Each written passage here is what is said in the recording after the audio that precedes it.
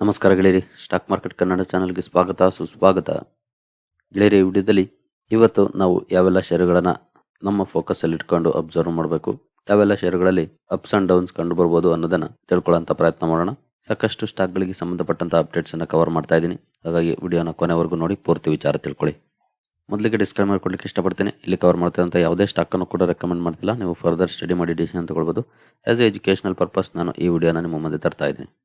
ನಿನ್ನೆಯ American market performance ಅನ್ನು ನಾವು ನೋಡಿದ್ರೆ ಡೌ ಜೋನ್ಸ್ ಅಲ್ಲಿ 111 ಪಾಯಿಂಟ್ಸ್ ಅಥವಾ 0.30% ಪಾಸಿಟಿವ್ ಪರ್ಫಾರ್ಮೆನ್ಸ್ ಕಂಡು ಬಂದಿದೆ. ಸ್ವಲ್ಪ ವಾಲಟೈಲ್ ಪರ್ಫಾರ್ಮೆನ್ಸ್ ಕಂಡು ಬಂದಿದೆ, ಬಟ್ ಸ್ಟಿಲ್ ಒಳ್ಳೆ ಪರ್ಫಾರ್ಮೆನ್ಸ್ ಅಂತಾನೆ ಹೇಳ್ಬೋದು. ಅಮೆರಿಕನ್ ಮಾರ್ಕೆಟ್ ನ ಪರ್ಫಾರ್ಮೆನ್ಸ್ ಅನ್ನ ನೋಡಿದ್ರೆ ನಾರ್ಮಲ್ ಆಗಿ ಪರ್ಫಾರ್ಮೆನ್ಸ್ ಅನ್ನ ಕೊಟ್ಟಿದೆ. ಈಗ ನಾವು ನಾಸ್ಡಾಕ್ ಪರ್ಫಾರ್ಮೆನ್ಸ್ ಅನ್ನು ನೋಡಿದ್ರೆ ಇಲ್ಲಿ 24 ಪಾಯಿಂಟ್ಸ್ ಅಥವಾ 0.16% ಫ್ಲಾಟ್ ಪರ್ಫಾರ್ಮೆನ್ಸ್ ಕಂಡು ಬಂದಿದೆ. ಇಲ್ಲಿ ಅಂತ ಗ್ರೇಟ್ ಪರ್ಫಾರ್ಮೆನ್ಸ್ ಏನಿಲ್ಲ, ಫ್ಲಾಟ್ ಆಗಿ ಕ್ಲೋಸಿಂಗ್ ಅನ್ನ ಕೊಟ್ಟಿದೆ. ಇಲ್ಲೂ ಕೂಡ ಸೇಮ್ ವಾಲಟೈಲ್ ಪರ್ಫಾರ್ಮೆನ್ಸ್ ಕಂಡು ಬಂದಿದೆ.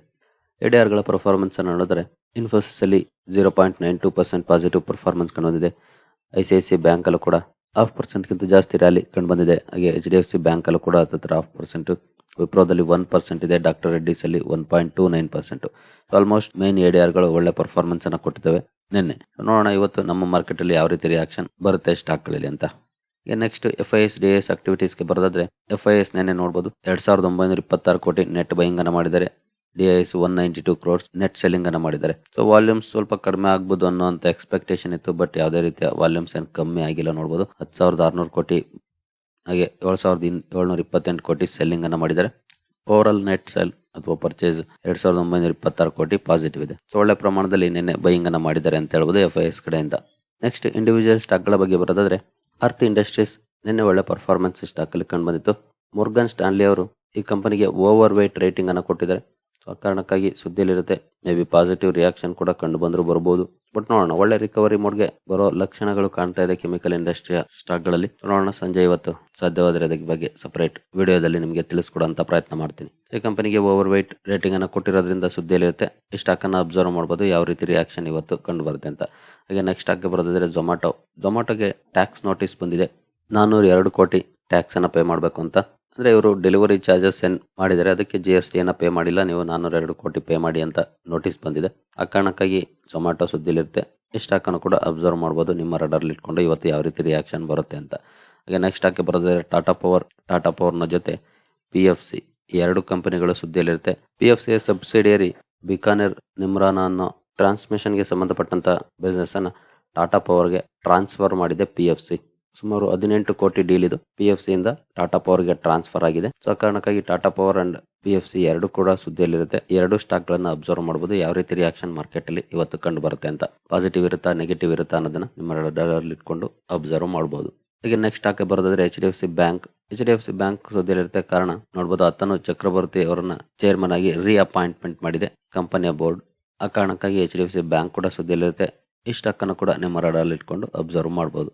ನೆಕ್ಸ್ಟ್ ಆಗಿ ಬರೋದಾದ್ರೆ ಕೆನರಾ ಬ್ಯಾಂಕ್. ಈಗಾಗಲೇ ಕೆನರಾ ಬ್ಯಾಂಕ್ ಬಗ್ಗೆ ಡೀಟೇಲ್ ವಿಡಿಯೋ ಮಾಡಿದ್ದೀನಿ. ಕೆನರಾ ರೆಬೆಕೋ AMC ಅನ್ನ ಲಿಸ್ಟ್ ಮಾಡೋ ಅಂತ ನಿರ್ಧಾರವನ್ನ ತಗೊಂಡಿದೆ. ಇನ್ನು ಇದ್ರ ಬಗ್ಗೆ ಸಾಕಷ್ಟು ಡೀಟೇಲ್ಸ್ ಬಂದಿಲ್ಲ, ಜಸ್ಟ್ ನಿರ್ಧಾರವನ್ನ ತಗೊಂಡಿದೆ. ಅದಕ್ಕೆ ಸಂಬಂಧಪಟ್ಟಂತೆ ಇನಿಷಿಯಲ್ ಅಪ್ರೂವಲ್ ಕೂಡ ಸಿಕ್ಕಿದೆ. ಇನ್ನು ಸಾಕಷ್ಟು ಅಪ್ರೂವಲ್ ಗಳನ್ನ ತಗೊಳ್ಳೋದು ಬಾಕಿ ಇದೆ. ಅವೆಲ್ಲ ಆದ್ಮೇಲೆ ಮುಂದಿನ ದಿನಗಳಲ್ಲಿ ಅಪ್ಡೇಟ್ಸ್ ಬರುತ್ತೆ. ಕೆಲವರು ಪ್ರಶ್ನೆಗಳನ್ನ ಈಗಾಗಲೇ ಕೇಳ್ತಾ ಇದ್ದೀರಿ, ಶೇರ್ ಹೋಲ್ಡರ್ಸ್ ಏನಾದ್ರು ರಿಸರ್ವೇಶನ್ ಇರುತ್ತಾ ಅಂತ. ಸೊ ಮುಂದಿನ ದಿನಗಳಲ್ಲಿ ಕಂಪನಿಯ IPO ಬಗ್ಗೆ ಡೀಟೇಲ್ಸ್ ರಿಲೀಸ್ ಆದಾಗ ಗೊತ್ತಾಗುತ್ತೆ. ಇಲ್ಲಿವರೆಗೂ ಅಂತ ಯಾವುದೇ ಡೀಟೇಲ್ಸ್ ಅನ್ನ ಇನ್ನು ಕೊಟ್ಟಿಲ್ಲ, ಯಾಕಂದ್ರೆ ಇನ್ನು ಬಿಗಿನಿಂಗ್ ಸ್ಟೇಜ್. ಅದರಲ್ಲಿ ಏನೆಲ್ಲ ಡೆವಲಪ್ಮೆಂಟ್ಸ್ ಆಗುತ್ತೆ ಅಂತ ಮುಂದಿನ ದಿನಗಳಲ್ಲಿ ಗೊತ್ತಾಗುತ್ತೆ. ಆಗ ನಮಗೆ ಕ್ಲಿಯರ್ ಪಿಕ್ಚರ್ ಸಿಗುತ್ತೆ, ರಿಸರ್ವೇಶನ್ ಇದೆಯಾ ಇಲ್ವಾ ಅನ್ನೋದ್ರ ಬಗ್ಗೆ. ನಿನ್ನೆ ಮಾರ್ಕೆಟ್ ಕ್ಲೋಸ್ ಆದ್ಮೇಲೆ ಈ ನ್ಯೂಸ್ ಬಂದಿದೆ. ಈ ನ್ಯೂಸ್ಗೆ ಸಂಬಂಧಪಟ್ಟಂತೆ ಇವತ್ತು ಪಾಸಿಟಿವ್ ರಿಯಾಕ್ಷನ್ ಇರುತ್ತಾ ಅಥವಾ ನೆಗೆಟಿವ್ ರಿಯಾಕ್ಷನ್ ಇರುತ್ತಾ ಅನ್ನೋದನ್ನ ಅಬ್ಸರ್ವ್ ಮಾಡಬಹುದು ನಿಮ್ಮ ರಡಾರ್ ಇಟ್ಕೊಂಡು ಕೆನರಾ ಬ್ಯಾಂಕ್ ಸ್ಟಾಕ್ ಅನ್ನ ಇವತ್ತು. ಹಾಗೆ ನೆಕ್ಸ್ಟ್ ಸ್ಟಾಕ್ ಬರೋದಾದ್ರೆ ಕೊಚ್ಚಿನ್ ಶಿಪ್ಯಾರ್ಡ್ ಸ್ಟಾಕ್ ಸ್ಪ್ಲಿಟ್ ಅನ್ನ ಅನೌನ್ಸ್ ಮಾಡಿತ್ತು ಈ ಹಿಂದೆ. ಆಗ ನಾನು ಡೀಟೇಲ್ ವಿಡಿಯೋ ಕೂಡ ಮಾಡಿದ್ದೆ. ಈಗ ಎಕ್ಸ್ ಡೇಟ್ ಅನ್ನ ಅಥವಾ ರೆಕಾರ್ಡ್ ಡೇಟ್ ಅನ್ನ ಅನೌನ್ಸ್ ಮಾಡಿದೆ ಕಂಪನಿ. ಜನವರಿ 10 ರೆಕಾರ್ಡ್ ಡೇಟ್ ಅಂತ ಅನೌನ್ಸ್ ಮಾಡಿದೆ. ಸೊ ನಿಮ್ಗೆ ಎಲ್ರಿಗೂ ಗೊತ್ತಿರೋ ಹಾಗೆ ಎಕ್ಸ್ ಡೇಟ್ ಅದಕ್ಕಿಂತ ಒಂದಿನ ಮುಂಚೆ ಇರುತ್ತೆ. ಎಕ್ಸ್ ಡೇಟ್ ಗಿಂತ ಮುಂಚೆ ತಗೊಂಡವ್ರಿಗೆ ಸ್ಪ್ಲಿಟ್ ಸಿಗುತ್ತೆ. ಈಗ ಬೈ ಮಾಡೋರಿಗೆ ಅಂತ ಬೆನಿಫಿಟ್ ಏನ್ ಸಿಗೋದಿಲ್ಲ, ಯಾಕಂದ್ರೆ ನಿಮ್ಮ ಇನ್ವೆಸ್ಟ್ಮೆಂಟ್ ಸೇಮ್ ಇರುತ್ತೆ, ಸ್ಟಾಕ್ ಗಳು ಮಾತ್ರ ಡಬಲ್ ಆಗುತ್ತೆ ಅಷ್ಟೇ. ಬಟ್ ಲಾಂಗ್ ರನ್ ಅಲ್ಲಿ ಖಂಡಿತ ಒಳ್ಳೆ ಬೆನಿಫಿಟ್ ಆಗುತ್ತೆ ಈ ರೀತಿ ಸ್ಟಾಕ್ ಸ್ಪ್ಲಿಟ್ ಬೋನಸ್ ಎಲ್ಲಾನು ಕೂಡ. ಸ್ಟಿಲ್ ಇವತ್ತು ನಿಮ್ಮ ರಡಾರ್ ಇಟ್ಕೊಂಡು ಅಬ್ಸರ್ವ್ ಮಾಡಬಹುದು ಈ ಸ್ಟಾಕ್ ಅನ್ನ ಏನಾದ್ರೂ ರಿಯಾಕ್ಷನ್ ಬರುತ್ತಾ ಅಂತ. 10 ಜನವರಿ ರೆಕಾರ್ಡ್ ಡೇಟ್ ಅನೌನ್ಸ್ ಮಾಡಿದೆ ಕಂಪನಿ. ನಿನ್ನೆ ಮಾರ್ಕೆಟ್ ಕ್ಲೋಸ್ ಆದ್ಮೇಲೆ ಬಿಗ್ ಬ್ರೇಕಿಂಗ್ ನ್ಯೂಸ್ ಅನ್ನ ಕೊಟ್ಟಿರೋದು ಅಂತಂದ್ರೆ KPI ಗ್ರೀನ್ ಎನರ್ಜಿ. ನಿನ್ನೆ ಆಲ್ಮೋಸ್ಟ್ 4% ಡೌನ್ ಫಾಲ್ ಕಂಡು ಬಂದಿತ್ತು ಸ್ಟಾಕ್ ಅಲ್ಲಿ. ಮಾರ್ಕೆಟ್ ಕ್ಲೋಸ್ ಆದ ನಂತರ ಒಂದು ಬಿಗ್ ಅನೌನ್ಸ್ಮೆಂಟ್ ಕೂಡ ಬಂದಿದೆ. ಅಂದ್ರೆ ಕಂಪನಿ ಬೋನಸ್ ಕೊಡ್ಲಿಕ್ಕೆ ಕನ್ಸಿಡರೇಷನ್ ಮಾಡುವಂತ ನಿರ್ಧಾರವನ್ನ ತಗೊಂಡಿದೆ. ಇನ್ನು ಬೋನಸ್ ಕೊಡುತ್ತಾ ಇಲ್ವೋ ಗೊತ್ತಿಲ್ಲ, ಅದು 30ನೇ ತಾರೀಕು ಗೊತ್ತಾಗುತ್ತೆ. 30ನೇ ತಾರೀಕು ಬೋರ್ಡ್ ಮೀಟಿಂಗ್ ಅನ್ನ ಕರೆದಿದೆ. ಬೋರ್ಡ್ ಮೀಟಿಂಗ್ ಅಲ್ಲಿ ಬೋನಸ್ ಅನ್ನ ಕೊಡೋದ್ರ ಬಗ್ಗೆ ಡಿಸ್ಕಷನ್ ಆಗುತ್ತೆ. ಅವತ್ತು ನಿರ್ಧಾರ ಆಗುತ್ತೆ ಬೋನಸ್ ಅನ್ನ ಕೊಡ್ಬೇಕಾ ಬೇಡವಾ, ಕೊಡೋದಾದ್ರೆ ಯಾವ ರೇಷಿಯೋದಲ್ಲಿ ಕೊಡಬೇಕು ಅನ್ನೋದು. ಹಾಗಾಗಿ ಇವತ್ತು ನಿಮ್ಮ ರಡಾರ್ಲಿ ಇಟ್ಕೊಂಡು ಈ ಸ್ಟಾಕ್ ಅನ್ನ ಅಬ್ಸರ್ವ್ ಮಾಡಬಹುದು. ಲಾಸ್ಟ್ ಇಯರ್ 2022 ಡಿಸೆಂಬರ್ ಅಥವಾ ನವೆಂಬರ್ ಅಲ್ಲೂ ಕೂಡ ಈ ಕಂಪನಿ ಬೋನಸ್ ಅನ್ನ ಕೊಟ್ಟಿತ್ತು. ಅಗೇನ್ ಈಗ ಬೋನಸ್ ಅನ್ನ ಕೊಡಕ್ಕೆ ಹೊರಟಿದೆ. ನೋಡೋಣ ಸಿಗುತ್ತಾ ಸಿಗಲ್ವಾ, ಅಥವಾ ಸಿಕ್ಕರೆ ಯಾವ ರೇಷಿಯೋದಲ್ಲಿ ಸಿಗುತ್ತೆ ಎಲ್ಲಾನು ಕೂಡ 30ನೇ ತಾರೀಕು ಬೋರ್ಡ್ ಮೀಟಿಂಗ್ ಆದ್ಮೇಲೆ ನಮಗೆ ಗೊತ್ತಾಗುತ್ತೆ. ಆಗ ಅದ್ರ ಬಗ್ಗೆ ಡೀಟೇಲ್ ಆಗಿ ತಿಳ್ಕೊಳ್ಳೋಣ. ಸೊ ಇವತ್ತು ನಿಮ್ಮ ರಡಾರ್ಲಿ ಇಟ್ಕೊಂಡು ಅಬ್ಸರ್ವ್ ಮಾಡಬಹುದು. ಮೇ ಬಿ ಪಾಸಿಟಿವ್ ರಿಯಾಕ್ಷನ್ ಕಂಡು ಬಂದ್ರು ಬರ್ಬೋದು ಈ ಸ್ಟಾಕ್ ಅಲ್ಲಿ ಇವತ್ತು. ಒಳ್ಳೆ ಕಂಪನಿ, ಗ್ರೀನ್ ಎನರ್ಜಿ ಸೆಗ್ಮೆಂಟ್ ಅಲ್ಲಿ ತುಂಬಾ ಚೆನ್ನಾಗಿ ಪರ್ಫಾರ್ಮ್ ಮಾಡ್ತಾ ಇದೆ. ಇನ್ ಕೇಸ್ 1 ಇಯರ್ ಪರ್ಫಾರ್ಮೆನ್ಸ್ ಅನ್ನು ನೋಡಿದ್ರೆ ಆಲ್ಮೋಸ್ಟ್ 200% ರ್ಯಾಲಿಯನ್ನು ಹೋಗಿದೆ. 5 ಇಯರ್ಸ್ ಅಲ್ಲಿ 383%, 2022ರಲ್ಲಿ ಲಿಸ್ಟ್ ಆಗಿರುವಂತದ್ದು. ಇಲ್ಲಿವರೆಗೂ ಒಳ್ಳೆ ಪರ್ಫಾರ್ಮೆನ್ಸ್ ಅನ್ನ ಕೊಟ್ಟಿದೆ. ಇಂಟ್ರೆಸ್ಟ್ ಇರೋರು ಸ್ಟಡಿ ಮಾಡಬಹುದು ಈ ಕಂಪನಿಯನ್ನ. ಇವತ್ತಂತೂ ಪಕ್ಕ ನಿಮ್ಮ ರಡಾರ್ಲಿ ಇಟ್ಕೊಂಡು ಅಬ್ಸರ್ವ್ ಮಾಡಲೇಬೇಕು. ಈಗ ನೆಕ್ಸ್ಟ್ ಹುಡ್ಕೋ ಬಗ್ಗೆ ನಿನ್ನೆ ವಿಡಿಯೋದಲ್ಲಿ ಈಗಾಗಲೇ ಅಪ್ಡೇಟ್ ಅನ್ನ ಕೊಟ್ಟಿದ್ದೀನಿ. 14,500 ಕೋಟಿ MOU ಮಾಡ್ಕೊಂಡಿದೆ ಗುಜರಾತ್ ಗವರ್ನಮೆಂಟ್ ಜೊತೆ ಅಂತ. ಆ ಕಾರಣಕ್ಕಾಗಿ ಸುದ್ದಿಯಲ್ಲಿರುತ್ತೆ. ಇವತ್ತು ಕೂಡ ಅಬ್ಸರ್ವ್ ಮಾಡಬಹುದು ಯಾವ ರೀತಿ ರಿಯಾಕ್ಷನ್ ಈ ನ್ಯೂಸ್ಗೆ ಸಂಬಂಧಪಟ್ಟಂತೆ. ಇದೇ ರೀತಿ ಪರ್ಫಾರ್ಮೆನ್ಸ್ ಕಂಟಿನ್ಯೂ ಆಗುತ್ತಾ ಅಥವಾ ನಾರ್ಮಲ್ ಪರ್ಫಾರ್ಮೆನ್ಸ್ ಇರುತ್ತಾ ಅಂತ. ನೆಕ್ಸ್ಟ್ ಕೋಟಕ್ ಮಹೀಂದ್ರಾ ಬ್ಯಾಂಕ್ ಕೂಡ ಸುದ್ದಿಯಲ್ಲಿರುತ್ತೆ. ಕಾರಣ ನೀವಿಲ್ಲಿ ನೋಡಬಹುದು. RBI approves appointment of CS Rajan as part time chairman of Kotak Mahindra bank. ಇವರು ಇಂಡಿಪೆಂಡೆಂಟ್ ಡೈರೆಕ್ಟರ್ ಆಗಿದ್ದಂತವರು ಅವ್ರನ್ನ ಪಾರ್ಟ್ ಟೈಮ್ ಚೇರ್ಮನ್ ಆಗಿ ಆಯ್ಕೆ ಮಾಡಿದೆ ಬ್ಯಾಂಕ್. ಅದಕ್ಕೆ RBI ಅಪ್ರೂವಲ್ ಅನ್ನು ಕೂಡ ಕೊಟ್ಟಿದೆ. ಆ ಕಾರಣಕ್ಕಾಗಿ ಈ ಕಂಪನಿ ಸುದ್ದಿಯಲ್ಲಿರುತ್ತೆ. ಇದನ್ನು ಕೂಡ ಅಬ್ಸರ್ವ್ ಮಾಡಬಹುದು ನಿಮ್ಮ ರಡಾರ್ಲಿ ಇಟ್ಕೊಂಡು ಇವತ್ತು. ಹಾಗೆ ನೆಕ್ಸ್ಟ್ ಲೂಪಿನ್, ನಿನ್ನೆ ವಿಡಿಯೋದಲ್ಲಿ ಇದ್ರ ಬಗ್ಗೆ ಒಂದು ಅಪ್ಡೇಟ್ ಅನ್ನ ಕೊಟ್ಟಿದೆ. USFDA ಇಂದ ಈ ಕಂಪನಿಯ ಕೆಲವೊಂದು ಮೆಡಿಸಿನ್ಸ್ಗೆ ಅಪ್ರೂವಲ್ ಸಿಕ್ಕಿದೆ. ಆ ಕಾರಣಕ್ಕಾಗಿ ಸುದ್ದಿಯಲ್ಲಿರುತ್ತೆ ಅಂತ. ಸೊ ಈ ಒಂದು ನ್ಯೂಸ್ಗೆ ಸಂಬಂಧಪಟ್ಟಂತೆ ಇವತ್ತು ಈ ಸ್ಟಾಕ್ ಅನ್ನ ನಿಮ್ಮ ರಡಾರ್ಲಿ ಇಟ್ಕೊಂಡು ಅಬ್ಸರ್ವ್ ಮಾಡಬಹುದು ಯಾವ ರೀತಿ ಪರ್ಫಾರ್ಮೆನ್ಸ್ ಇರುತ್ತೆ ಅಂತ. ಹಾಗೆ ನೆಕ್ಸ್ಟ್ ಸ್ಟಾಕ್ಗೆ ಬರೋದಾದ್ರೆ PTC ಇಂಡಿಯಾ. ನಿನ್ನೆ ಆಲ್ಮೋಸ್ಟ್ 2% ರ್ಯಾಲಿ ಸ್ಟಾಕ್ ಅಲ್ಲಿ ಕಂಡು ಬಂದಿತ್ತು. 5,600 ಕೋಟಿ ಮಾರ್ಕೆಟ್ ಕ್ಯಾಪ್ ಇರುವಂತಹ ಸ್ಟಾಕ್. ಇದು ಕೂಡ ಪವರ್ ಸೆಕ್ಟರ್ ಅಲ್ಲಿ ಕೆಲಸ ಮಾಡುವಂತಹ ಕಂಪನಿ. ಈ ಕಂಪನಿ ನಾಸ್ಮಿತ್ ಅನ್ನುವಂತ ಒಂದು ಕಂಪನಿ ಜೊತೆ MOU ಮಾಡ್ಕೊಂಡಿದೆ. ಡಿಫೆನ್ಸ್ ಅಂಡ್ ಏರೋಸ್ಪೇಸ್ ಗೆ ಸಂಬಂಧಪಟ್ಟಂತ ಕೇಪಬಿಲಿಟೀಸ್ ಸೊಲ್ಯೂಷನ್ಸ್ ಬಗ್ಗೆ ಒಳ್ಳೆ ನಿರ್ಧಾರ ಅಂತಾನೆ ಹೇಳ್ಬೋದು. ಯಾಕಂದ್ರೆ ಸದ್ಯದ ಮಟ್ಟಿಗೆ ಡಿಫೆನ್ಸ್ ಅಂಡ್ ಏರೋಸ್ಪೇಸ್ ತುಂಬಾನೇ ಇಂಪಾರ್ಟೆನ್ಸ್ ಅನ್ನ ಪಡ್ಕೊಂಡಿದೆ. ಸೊ ಇಲ್ಲಿ ಇರುವಂತಹ ಕೇಪಬಿಲಿಟೀಸ್ ಅನ್ನ ಎಕ್ಸ್ಪ್ಲೋರ್ ಮಾಡುವಂತ ನಿರ್ಧಾರವನ್ನ ಕಂಪನಿ ಮಾಡಿದೆ. ಜಸ್ಟ್ ಪವರ್ ಗೆ ಸ್ಟಿಕ್ ಆನ್ ಆಗದೆ. ಬಟ್ ಅದನ್ನ ಯಾವ ರೀತಿ ಎಕ್ಸಿಕ್ಯೂಟ್ ಮಾಡ್ತಾರೆ ಅನ್ನೋದು ಗೊತ್ತಿಲ್ಲ. ಮುಂದಿನ ದಿನಗಳಲ್ಲಿ ಅದ್ರ ಬಗ್ಗೆ ಕೂಡ ಅಪ್ಡೇಟ್ಸ್ ಗಳು ಬರುತ್ತೆ, ಆಗ ಗೊತ್ತಾಗುತ್ತೆ. ಜಸ್ಟ್ ಪವರ್ ಟ್ರೇಡಿಂಗ್ ಸರ್ವಿಸಸ್ ಅಲ್ಲದೆ ಬೇರೆ ಕಡೆ ಕೂಡ ಕಂಪನಿ ಗಮನ ಕೊಡ್ತಾ ಇದೆ ಅನ್ನೋದನ್ನ ನಾವು ಅರ್ಥ ಮಾಡ್ಕೊಳ್ಬಹುದು ಇದರ ಮೂಲಕ.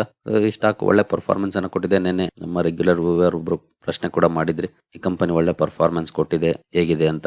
ಖಂಡಿತ ಪರ್ಫಾರ್ಮೆನ್ಸ್ ಅನ್ನ ನೋಡಿದ್ರೆ ಚೆನ್ನಾಗಿದೆ. ಜೊತೆಗೆ ಇದರಲ್ಲಿ ಒಳ್ಳೆ ಪರ್ಫಾರ್ಮೆನ್ಸ್ ಲಾಸ್ಟ್ 1 ಇಯರ್ ಅಲ್ಲಿ ತುಂಬಾ ಚೆನ್ನಾಗಿ ಪರ್ಫಾರ್ಮೆನ್ಸ್ ಅನ್ನ ಕೊಟ್ಟಿದೆ. If I am not wrong, maybe ಜನವರಿ ಅಥವಾ ಫೆಬ್ರವರಿ 23 ಅಂದ್ಕೊಳ್ತೀನಿ. ಆ ಟೈಮಲ್ಲಿ ಒಂದು ನ್ಯೂಸ್ ಕೂಡ ಬಂದಿತ್ತು, ಅದಾನಿ ಗ್ರೂಪ್ ಈ ಕಂಪನಿಯಲ್ಲಿ ಸ್ಟೇಕ್ ಅನ್ನ ತಗೊಳುತ್ತೆ ಅಂತ.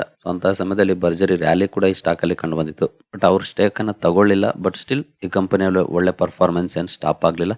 ಪರ್ಫಾರ್ಮೆನ್ಸ್ ಚೆನ್ನಾಗಿ ಹೋಗ್ತು, ನೋಡ್ಬೋದು ನೀವು ಇಲ್ಲಿ. ಸೊ ಈ ಟೈಮಲ್ಲಿ ನೋಡ್ಬೋದು ನ್ಯೂಸ್ ಬಂದಿದ್ದು. ಅದ್ರ ನಂತರ ಕೂಡ ಒಳ್ಳೆ ಪರ್ಫಾರ್ಮೆನ್ಸ್ ಕಂಡು ಬಂದಿದೆ. ಇಲ್ಲಿವರೆಗೂ ನೋಡ್ಬೋದು 1 ಇಯರ್ ಅಲ್ಲಿ 141% ರ್ಯಾಲಿ ಕಂಡು ಬಂದಿದೆ. ಹಾಗೆ 5 ಇಯರ್ಸ್ ಅಲ್ಲಿ 106% ಇದೆ. ಮ್ಯಾಕ್ಸಿಮಮ್ ಪರ್ಫಾರ್ಮೆನ್ಸ್ ಅನ್ನ ನೋಡಿದ್ರೆ ಎಲ್ಲ ಪವರ್ ಕಂಪನಿಗಳ ತರನೇ ಇಲ್ಲೂ ಕೂಡ ಪರ್ಫಾರ್ಮೆನ್ಸ್ ಇದೆ ಅಷ್ಟೇ. ನೀವು PFC ನೋಡಿ, REC ನೋಡಿ. ಸೊ ಆಲ್ಮೋಸ್ಟ್ ಎಲ್ಲ ಕಂಪನಿಗಳು ಕೂಡ ಇದೇ ರೀತಿಯ ಪರ್ಫಾರ್ಮೆನ್ಸ್ ಅನ್ನ ಕೊಟ್ಟಿದ್ದು. ಇದು ಕೂಡ ಪವರ್ ಸೆಕ್ಟರ್ ಅಲ್ಲಿ ಕೆಲಸ ಮಾಡುವಂತ ಕಂಪನಿ. ಇಲ್ಲೂ ಕೂಡ ಸೇಮ್ ಪರ್ಫಾರ್ಮೆನ್ಸ್ ಕಂಡು ಬಂದಿದೆ. ಈಗ ಒಳ್ಳೆ ರಿಕವರಿ ಆಗುವಂತ ಲಕ್ಷಣ ಅಂತೂ ಇದೆ. ಯಾಕಂದ್ರೆ 2007ರ ಐಯನ್ನ ಬೀಟ್ ಮಾಡಿದ್ರು ಮಾಡಬಹುದು. ಈಗ ಇನ್ನು ಬೀಟ್ ಮಾಡಿಲ್ಲ, ಮೇ ಬಿ ಬೀಟ್ ಮಾಡುವಂತ ಲಕ್ಷಣ ಅಂತೂ ಕಾಣ್ತಾ ಇದೆ. ಸೊ ಸ್ಟಡಿ ಮಾಡಬಹುದು. ಇದು ಕೂಡ ಒಂದು interesting company. Especially power sector ಚೆನ್ನಾಗಿ ಪರ್ಫಾರ್ಮ್ ಮಾಡ್ತಿರೋದ್ರಿಂದ ಇನ್ನು ಒಳ್ಳೆ ಪರ್ಫಾರ್ಮೆನ್ಸ್ ಅನ್ನ ನಾವು ಎಕ್ಸ್ಪೆಕ್ಟ್ ಮಾಡಬಹುದು ಈ ಕಂಪನಿಯಲ್ಲಿ. ಬಟ್ ರಿಸ್ಕ್ ಕೂಡ ಇದೆ. ಸಣ್ಣ ಕಂಪನಿ ಜೊತೆಗೆ ಇಷ್ಟು ವಾಲಟೈಲ್ ಪರ್ಫಾರ್ಮೆನ್ಸ್ ಇರುತ್ತೆ. ಅದೆಲ್ಲ ಅರ್ಥ ಮಾಡ್ಕೊಂಡು ನೀವು ಕ್ಯಾಲ್ಕುಲೇಟೆಡ್ ರಿಸ್ಕ್ ಅನ್ನ ತಗೊಳ್ತೀರಿ ಅಂದ್ರೆ ಖಂಡಿತ ಸ್ಟಡಿ ಮಾಡಬಹುದು. ಸೊ ಇವಾಗ ಬಂದಿರುವಂತ ನ್ಯೂಸ್ ಕೂಡ ಒಳ್ಳೇದು. ಡಿಫೆನ್ಸ್ ಅಂಡ್ ಏರೋಸ್ಪೇಸ್ ಸಿಂಬಂಧಪಟ್ಟಂತ ಅಪರ್ಚುನಿಟೀಸ್ ಅನ್ನ ಎಕ್ಸ್ಪ್ಲೋರ್ ಮಾಡೋದು. ಸೊ ನೋಡೋಣ ಮುಂದಿನ ದಿನಗಳಲ್ಲಿ ಯಾವ ರೀತಿ ಅಪ್ಡೇಟ್ಸ್ ಈ ಕಂಪನಿ ಬಗ್ಗೆ ಬರುತ್ತೆ ಮುಂದುವರೆದು ಅಂತ. ಹಾಗೆ ನೆಕ್ಸ್ಟ್ ಆಗಿ ಬರೋದಾದ್ರೆ ಸಿಟಿ ಯೂನಿಯನ್ ಬ್ಯಾಂಕ್ 4 ಹೊಸ ಶಾಖೆಗಳನ್ನ ಓಪನ್ ಮಾಡಿದೆ. ಆ ಕಾರಣಕ್ಕಾಗಿ ಸುದ್ದಿಯಲ್ಲಿರುತ್ತೆ. ಈ ಸ್ಟಾಕ್ ಅನ್ನು ಕೂಡ ನಿಮ್ಮ ರಡಾರ್ಲಿ ಇಟ್ಕೊಂಡು ಅಬ್ಸರ್ವ್ ಮಾಡಬಹುದು. ಈ ನ್ಯೂಸ್ಗೆ ಸಂಬಂಧಪಟ್ಟಂತೆ ಏನಾದರೂ ರಿಯಾಕ್ಷನ್ ಇರುತ್ತೆ ಅಂತ. ಹಾಗೆ ನೆಕ್ಸ್ಟ್ ಆಗಿ ಬರೋದಾದ್ರೆ ಸೋಲಾ ವೈನ್ ಯಾರ್ಡ್ಸ್. ಇವರ ವೈನ್ ಟೂರಿಸಂಗೆ ಸಂಬಂಧಪಟ್ಟಂತೆ ತುಂಬಾ ಒಳ್ಳೆ ರಿಯಾಕ್ಷನ್ ಬಂದಿದೆ ಅನ್ನೋ ನ್ಯೂಸ್ ಬಂದಿದೆ. ಅಂದ್ರೆ ಕ್ರಿಸ್ಮಸ್ ಟೈಮಲ್ಲಿ ತುಂಬಾ ಜನ ವಿಸಿಟರ್ಸ್ ವಿಸಿಟ್ ಮಾಡಿದ್ದಾರೆ, ಟೇಸ್ಟ್ ಮಾಡಿದ್ದಾರೆ ಅನ್ನೋಂತ ಅಪ್ಡೇಟ್ಸ್ ಬಂದಿದೆ. ರೆಕಾರ್ಡ್ ಬ್ರೇಕಿಂಗ್ ವಿಸಿಟರ್ಸ್ ಅಂತ. ಆ ಕಾರಣಕ್ಕಾಗಿ ಸುದ್ದಿಯಲ್ಲಿರುತ್ತೆ. ಈ ಸ್ಟಾಕ್ ಅನ್ನು ಕೂಡ ನೀವು ಅಬ್ಸರ್ವ್ ಮಾಡಬಹುದು. ಇತ್ತೀಚೆಗೆ ಲಿಸ್ಟ್ ಆದಂತಹ ಕಂಪನಿ. ಇಲ್ಲಿವರೆಗೂ ನೋಡಬಹುದು ಒಳ್ಳೆ ಪರ್ಫಾರ್ಮೆನ್ಸ್ ಅನ್ನ ಕೊಟ್ಟಿದೆ. ಡಿಸೆಂಬರ್ 2022ರಲ್ಲಿ. ಸೊ 1 ವರ್ಷ ಆಗಿದೆ. 1 ವರ್ಷದಲ್ಲಿ ಒಳ್ಳೆ ಪರ್ಫಾರ್ಮೆನ್ಸ್ ಅನ್ನ ಕೊಟ್ಟಿದೆ. ಸೊ ಸ್ಟಡಿ ಮಾಡಬಹುದು ಇಂಟ್ರೆಸ್ಟ್ ಇರೋರು. ಹಾಗೆ ಗಿಫ್ಟ್ ನಿಫ್ಟಿ ಪರ್ಫಾರ್ಮೆನ್ಸ್ ಅನ್ನು ನೋಡಿದ್ರೆ 9 ಪಾಯಿಂಟ್ಸ್ ಪಾಸಿಟಿವ್ ಆಗಿ ಟ್ರೇಡ್ ಆಗ್ತಿದೆ. ಗಿಫ್ಟ್ ನಿಫ್ಟಿ ಚಾರ್ಟ್ ಅನ್ನ ನಾವು ನೋಡಿದ್ರೆ ಕೆಲವೊಂದು ಕನ್ಫ್ಯೂಷನ್ಸ್ ಕ್ರಿಯೇಟ್ ಆಗ್ತಿದೆ. ಯಾಕೆಂತಂದ್ರೆ ಒಂದೊಂದು ಸೈಟ್ ಅಲ್ಲಿ ಒಂದೊಂದು ತರ ನಂಬರ್ಸ್ ಅನ್ನ ನಾವು ನೋಡ್ಲಿಕ್ಕೆ ಸಿಗ್ತದೆ. ಪ್ರಾಪರ್ ಎಲ್ಲೂ ಸಿಗ್ತಾರೆ. ನಿನ್ನೆ ಆಲ್ಮೋಸ್ಟ್ 160 ಪಾಯಿಂಟ್ಸ್ ಡೌನ್ ತೋರಿಸ್ತಾ ಇತ್ತು ಗ್ರೋನಲ್ಲಿ. ಆದ್ರೆ ಬೇರೆ ಸೈಟ್ ನೋಡಿದ್ರೆ ಅಲ್ಲಿ 100 ಅಥವಾ 70-80 ಪಾಯಿಂಟ್ಸ್ ಪಾಸಿಟಿವ್ ತೋರಿಸ್ತಾ ಇತ್ತು. ಸೊ ಅಲ್ಲಿ ಪ್ರಾಪರ್ ನಮ್ಗೆ ಗೊತ್ತಾಗ್ತಾ ಇಲ್ಲ ಯಾವ್ದು ಕರೆಕ್ಟ್ ಅಂತ. ಕೆಲವೊಂದು 40, 50, 60, 70 ಪಾಯಿಂಟ್ಸ್ ಅನ್ನ ತೋರಿಸುತ್ತೆ. ಕೆಲವೊಂದು ಹೀಗೆ ಫ್ಲಾಟ್ ತೋರಿಸುತ್ತೆ. ಸೊ ನಾನು ಯೂಶಲಿ ಗ್ರೋನ ಫಾಲೋ ಮಾಡ್ತಾ ಇದ್ದೆ. ಬಟ್ ನಿನ್ನೆಯ ಚಾರ್ಟ್ ಅನ್ನ ನೋಡಿದ್ಮೇಲೆ ಸ್ವಲ್ಪ ಕನ್ಫ್ಯೂಷನ್ ಇದ್ರಲ್ಲೂ ಕೂಡ ಶುರುವಾಗಿದೆ. ನೋಡೋಣ ಯಾವ್ದು ಪ್ರಾಪರ್ ಇರುತ್ತೆ ಅನ್ನೋದನ್ನ ಹುಡ್ಕೋ ಟ್ರೈ ಮಾಡೋಣ. ನಿಮ್ಗೆ ಯಾರಿಗಾದ್ರೂ ಗೊತ್ತಿದ್ರೆ ಕಮೆಂಟ್ ಸೆಕ್ಷನ್ ಅಲ್ಲಿ ತಿಳಿಸಿ. ಮುಂದೆ ಅದೇ ಸೈಟ್ ಅನ್ನ ನಾವು ಫಾಲೋ ಮಾಡೋಣ ಬೇಕಾದ್ರೆ. ಸೊ ಆಸ್ ಆಫ್ ನಾವು ಡೌ ಜೋನ್ಸ್ ಫ್ಯೂಚರ್ಸ್ ಪಾಸಿಟಿವ್ ಇದೆ. ಗಿಫ್ಟ್ ನಿಫ್ಟಿ ಕೂಡ ಪಾಸಿಟಿವ್ ಇದೆ. ಸೊ ಇದನ್ನ ನೋಡಿದ್ರೆ ಪಾಸಿಟಿವ್ ಓಪನಿಂಗ್ ಅನ್ನ ಎಕ್ಸ್ಪೆಕ್ಟ್ ಮಾಡಬಹುದು ಇಲ್ಲಿರೋ ಪ್ರಕಾರ. ಬೇರೆ ಸೈಟ್ ಅಲ್ಲಿ ಏನಾದ್ರು ಕಡಿಮೆನೋ ಇನ್ನೂ ಜಾಸ್ತಿನೋ ಇದ್ರೆ ಗೊತ್ತಿಲ್ಲ. ಬಟ್ ಇಲ್ಲಿರೋ ಪ್ರಕಾರ ನೋಡಿದ್ರೆ ಪಾಸಿಟಿವ್ ಓಪನಿಂಗ್ ಅನ್ನ ಎಕ್ಸ್ಪೆಕ್ಟ್ ಮಾಡಬಹುದು. ಸೊ ನೋಡೋಣ ಯಾವ ರೀತಿ ಇರುತ್ತೆ ಅಂತ. ನಿನ್ನೆ ಅಂತೂ ಇಲ್ಲಿ ನಂಬರ್ಸ್ ಇದ್ದಿದ್ದನ್ನ ನೋಡಿದ್ರೆ ನೆಗೆಟಿವ್ ಆಗಿ ಆಗ್ಬೋದು ಅಂತ ಇತ್ತು. ಆದ್ರೆ ನೆಗೆಟಿವ್ ಆಗಿ ಏನು ಓಪನ್ ಆಗ್ಲಿಲ್ಲ. ಕಾರಣ ಬೇರೆ ಬೇರೆ ಸೈಟ್ ಅಲ್ಲಿ ಬೇರೆ ಬೇರೆ ನಂಬರ್ಸ್ ಇತ್ತು. ಹಾಗಾಗಿ ನಮ್ಗೆ ಪ್ರಾಪರ್ ಪಿಕ್ಚರ್ ಅಂತೂ ಗೊತ್ತಾಗ್ಲಿಲ್ಲ ನೆನೆ. ನೋಡೋಣ ಇವತ್ತು ಕೂಡ ಯಾವ ರೀತಿ ಪರ್ಫಾರ್ಮೆನ್ಸ್ ಇರುತ್ತೆ ಅಂತ. ಸರಿ ಗೆಳೆಯರಿ, ಈ ಎಲ್ಲ ಅಪ್ಡೇಟ್ಸ್ ನಿಮ್ಗೆ ಇಷ್ಟ ಆಗಿದೆ ಅನ್ಕೊಳ್ತೀನಿ. ಮುಂದಿನ ವಿಡಿಯೋದಲ್ಲಿ ಸಿಗೋಣ. ಅಲ್ಲಿವರೆಗೂ ಜೈ ಹಿಂದ್, ಜೈ ಕರ್ನಾಟಕ.